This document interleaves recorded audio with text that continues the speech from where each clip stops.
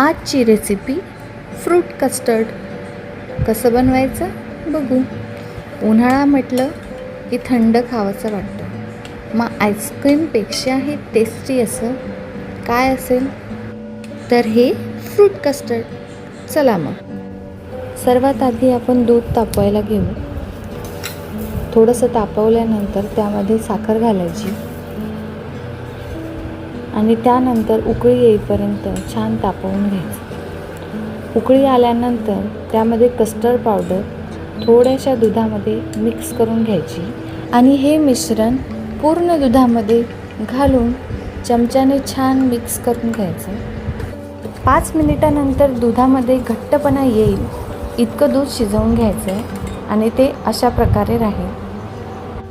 आता ते थोडं थंड करून घेऊ आणि नंतर 2 तासासाठी फ्रीजमध्ये ठेवून देऊ. 2 तासानंतर तुम्ही बघू शकता दुधामध्ये किती दाटसरपणा आणि क्रीमी टेक्स्चर तयार झालेलं आहे.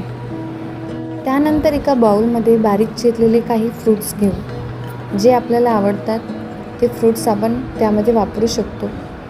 मी वापरलेलं आहे सेब, अंगूर, केळ आणि डाळिंबाची दाणे.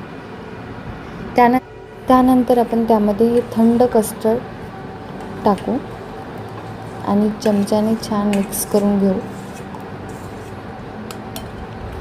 तर अशा प्रकारे आपले हे फ्रूट कस्टर्ड तयार आहे. आपण आता सर्व करून घेऊ. त्यावरून मी स्ट्रॉबेरी क्रश घालत आहे. पूर्णपणे ऑप्शनल आहे.